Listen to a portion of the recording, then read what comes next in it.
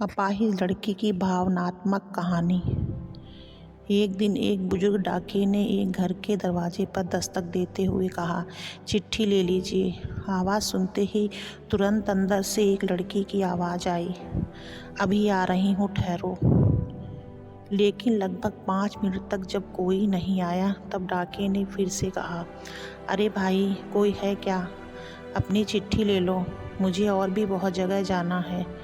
लड़की की फिर आवाज़ आई, डाकिया चाचा, अगर आपको जल्दी है तो दरवाजे के नीचे से चिट्ठी अंदर डाल दीजिए। मैं आ रही हूँ, कुछ देर और लगेगी।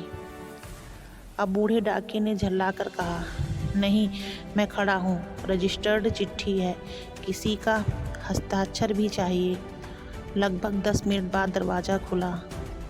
डाकिया इस देरी के लिए खूब झल्लाया हुआ तो था ही, अब उस लड़की पर चिल्लाने वाला ही था कि तभी दरवाज़ा खुलते ही चौंक गया और उसकी आंखें खुली की खुली रह गईं।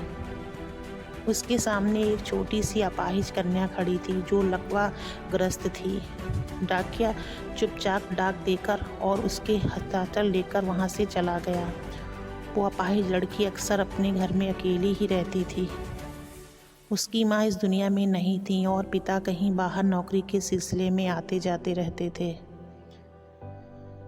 उस लड़की की देखभाल के लिए एक काम वाली बाई सुबह शाम उसके साथ घर में रहती थी, लेकिन परिस्थितिवश दिन के समय वह अपने घर में बिल्कुल अकेली ही रहती थी। समय निकलता गया। महीने 2 महीने में जब कभी उस लड़की के घर कोई डाक आती तो डाकिया एक आवाज़ देता और जब तक वह लड़की दरवाजे तक ना आ जाती तब तक वह इत्मीनान से डाकिया दरवाजे पर खड़ा रहता।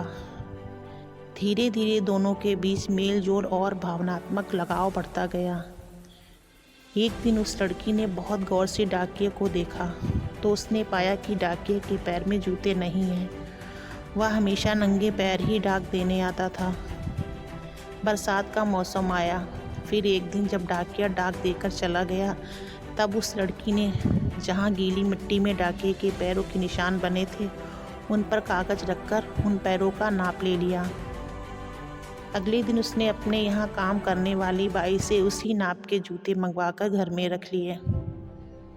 जब दीपावली आने वाली थी उससे पहले डाकिये ने मोहल्ले के सब लोगों से त्यौहार पर बख्शिश चाही, लेकिन छोटी लड़की के बारे में उसने सोचा कि बच्ची से क्या उपहार मांगना, पर गली में आया हूँ तो उससे मिल ही लूँ।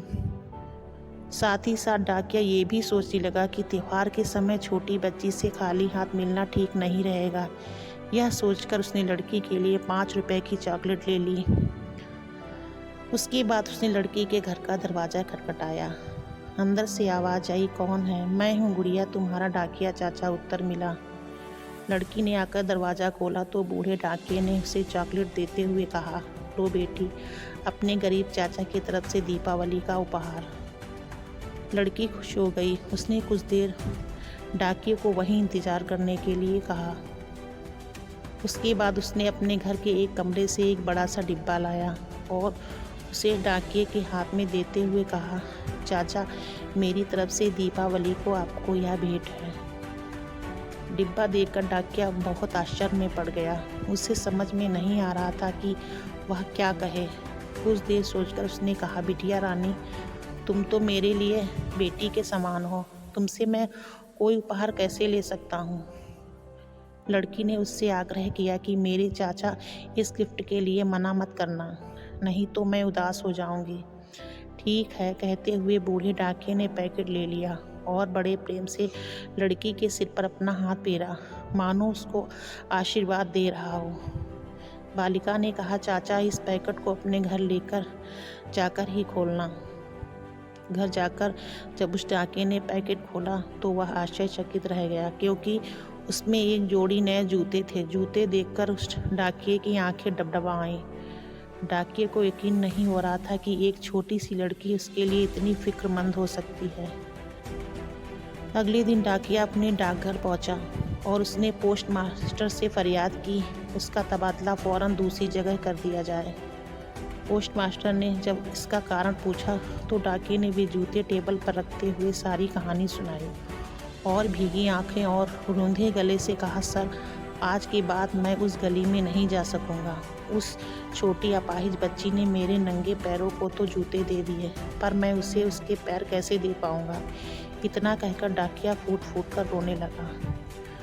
दोस्तों, कहानी का उद्देश्य यह बताना है कि मानवता और इंसानियत से बड़ा कोई धर्म नहीं है। अगर आपको हमारी वीडियो अच्छी लगी तो वीडियो को लाइक करें, शेयर करें। चैनल पर नए हैं तो प्लीज़ चैनल को सब्सक्राइब